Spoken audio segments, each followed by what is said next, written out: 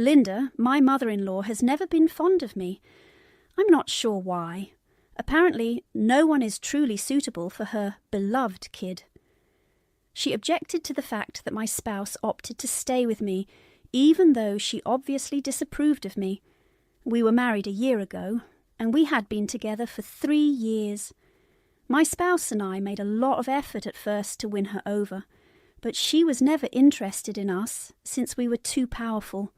She handled me like filth. She would usually behave as though I wasn't even there, or that I was totally undesired when I would pay her a visit. My father-in-law was quite ill, which was the only reason my husband and I would go see her before we were married. We made an effort to see him as much as we could to spend time with him before he died away, since he was a nice man. Regretfully, my spouse's father passed away 3 months following our marriage.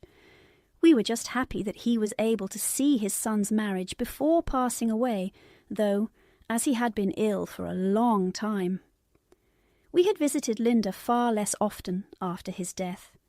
She had made it quite obvious that she disapproved of our relationship. She did nothing except pout about it, even on the day of our marriage. We agreed to avoid her if she didn't like me. My spouse continued to communicate with her, but paid her fewer visits. His father had left him everything, leaving his mother just with the home, which was why he continued to communicate. He had to provide the money for her. She had been a stay-at-home mother for the majority of her life, and had little money of her own, so he would give her money every month. We did not feel comfortable cutting her off completely, though we did not have a good connection with her, so my husband continued to care for her when my father-in-law passed away. My spouse wished for her to remain unaware that his father had given her no inheritance. He explained to her that his father had left him instructions to get all the money as long as he took care of his mother, in order to spare her feelings. My father-in-law left his wife no money.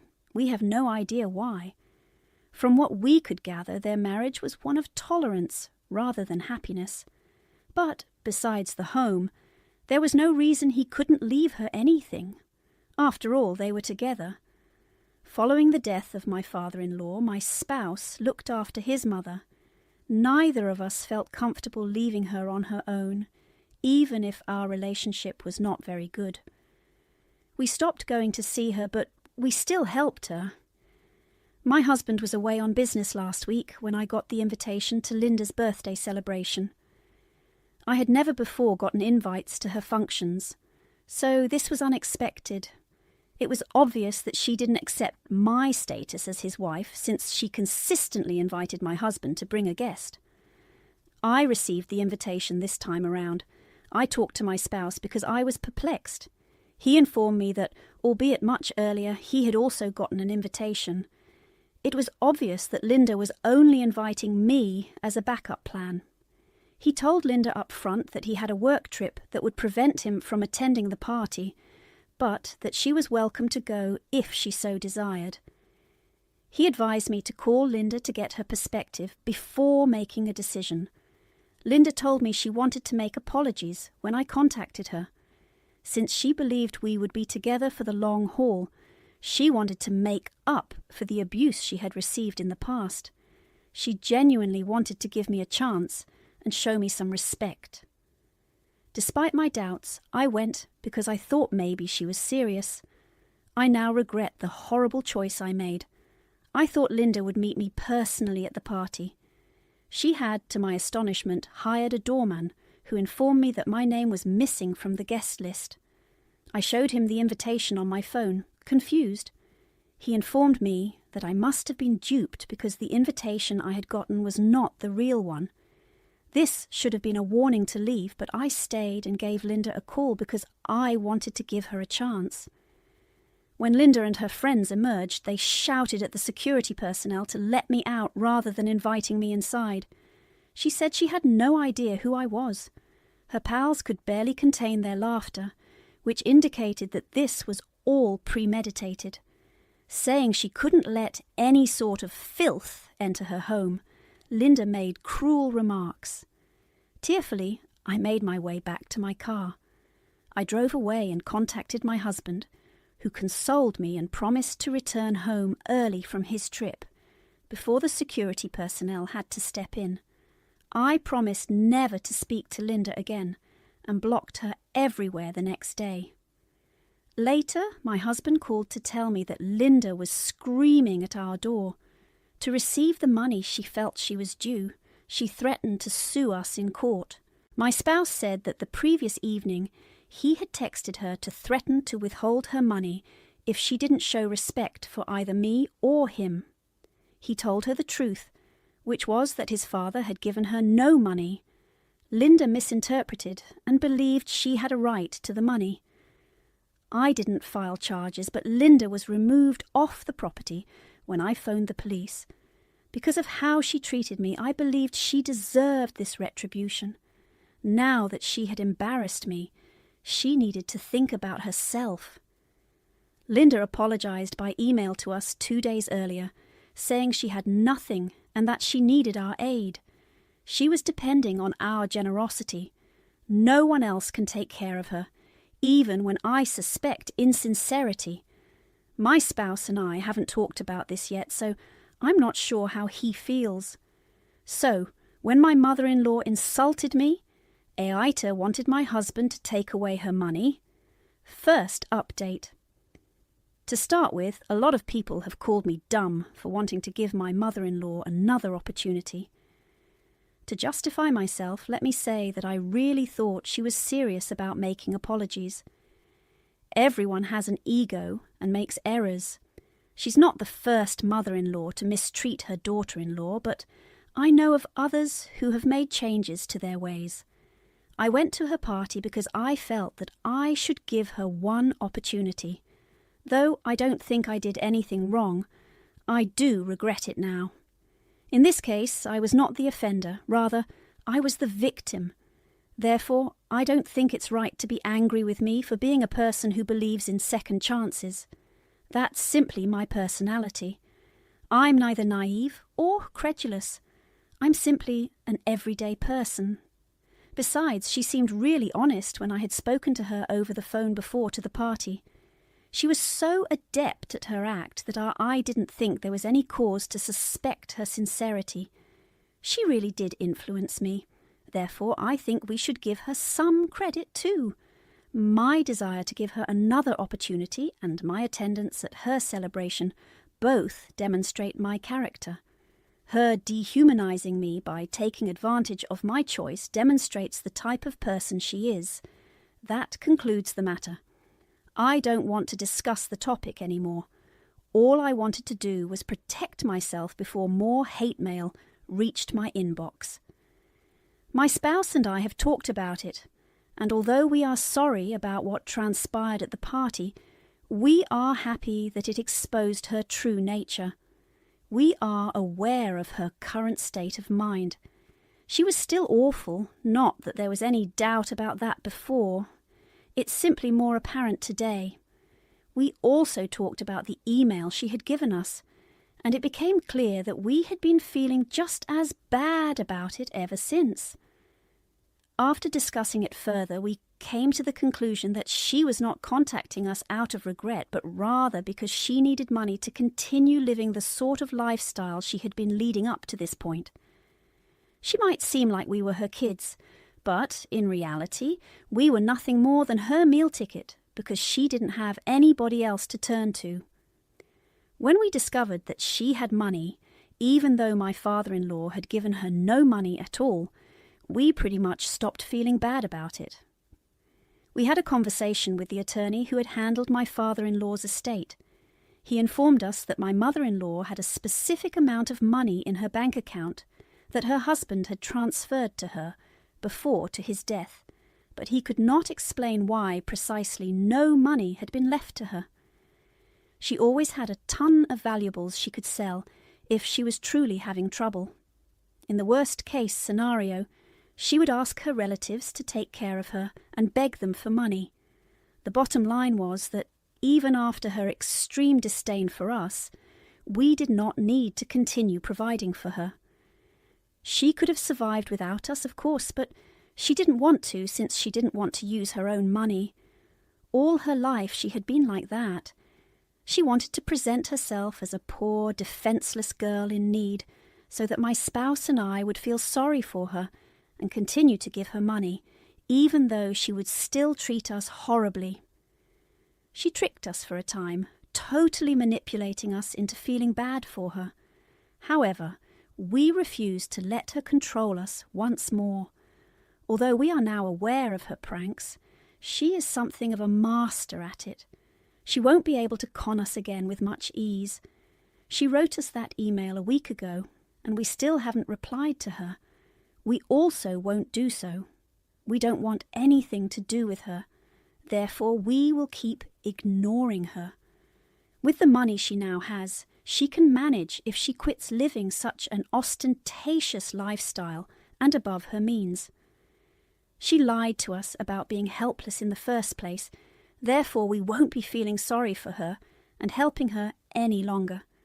To be very honest, I'm simply happy that I can put her behind me. I'd found it really hard to keep my hate for her in check, while also coming to terms with the idea that she will be in my life because of my spouse. But I feel much better about things now that he's over her. Let me be clear, he was never a mama's boy in the first place. However, he yearned to be able to look after his parents just as any other son would. He had kept in touch with her for that reason. Sadly, it is now very clear that Linda is not deserving of it. If she had only attempted to be polite to me, she might have had an extremely simple life. However, it's true that some individuals are simply not as intelligent as others and allow their egos to get in the way of what's best for them. First update. Hello. First things first. I've been called foolish and other derogatory things for trying to give my mother-in-law a chance. Just to justify myself, let me add that I really, really wanted to think that perhaps she was earnest in her desire to have a reconciliation with me. Everyone has an ego and is prone to making blunders. Although she's undoubtedly not the first mother-in-law to mistreat her daughter-in-law, I have heard of others who have made changes to their ways. I attended her party because I felt it would be appropriate to give her one opportunity. I'm sorry about it. However, I don't believe I did anything improper. I wasn't the one who did it. I was the victim. Therefore, I don't think it's appropriate to be angry with me for wanting to offer them a second opportunity. That's simply my personality. Second update. Hello. 2 weeks have passed since Linda's email to both of us. She did not get in touch with us again for a very long period after that. But yesterday she returned to our house while my husband and I were eating supper. She wasn't shouting at us this time, so I was ready to call the police again. Instead, she just started bawling at our doorway after ringing the doorbell and introducing herself. My spouse and I were genuinely unsure of what to do at that time. This could be just another one of her ploys to make us feel sorry for her and give us the impression that we should feel obligated to assist her. However, she was crying on our doorway, and I believe that anyone who was in our position would have felt the same way. My spouse and I had a quick conversation and agreed that instead of opening the door, we would try to treat her gently. It would not be wise to call the police while she was in that situation. We told her over the intercom that we would be happy to give her some space to gather her thoughts and get out. We really didn't want to contact the police again, but if she had missed that chance, we would have been forced to. It was now entirely up to her what she desired. In response, she stated that she didn't need any money from us. All she wanted to do was apologize profusely. She was aware that this apology was a bit late, but because she was alone now, she had come to understand how crucial it was for her to have her family close by. Even her friends had families of their own who loved them and spent time with them, so she couldn't really fill that gap in her life with lavish parties and hanging out with her pals. She truly missed us, especially her son, so even if we didn't want to give her money, the least we could do was pay her a visit occasionally. We were at a loss for words, so we just remained silent as she spoke on.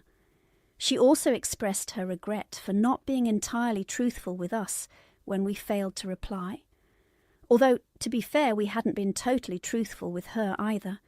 She hadn't disclosed to us that her husband had in fact given her some money before to his death. She mentioned that her son had not informed her that her husband had left her with no money at all, merely to protect her feelings. Although it was reasonable in a way, she believed that if our family was to be happy and healthy, they both needed to quit lying to and disappointing one another. She wanted to tell the truth to both of us, and said that she had felt throughout her life that no woman could ever be good enough for her son, which is why she did that horrible thing on her birthday. I think it's true that she hadn't approved of me because I was too brazen, too vocal, and too ambitious. However, I fail to see how that was meant to be a source of contention in our union. That being said, that's the reason Linda had never given me her blessing. She became even more resentful of me when she understood that because my husband was smitten with me, her approval meant nothing anymore. She said that she and her spouse had never had a pleasant marriage, and that she had to make many sacrifices during their time together. However, she was happy with him, and insidiously, she had begun to place the same weight of expectations on me. She began to despise me when I failed to live up to her expectations. She had significant difficulties, and she resented the fact that her son liked me so much. However, she did not want to lose the only family she had, so she was prepared to work through them in order to keep her connection with us intact. We're still leery of her, even though I felt that was really honest and raw of her.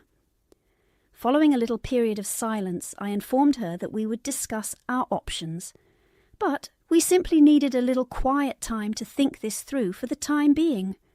She then departed. She made one final apology to us before she left.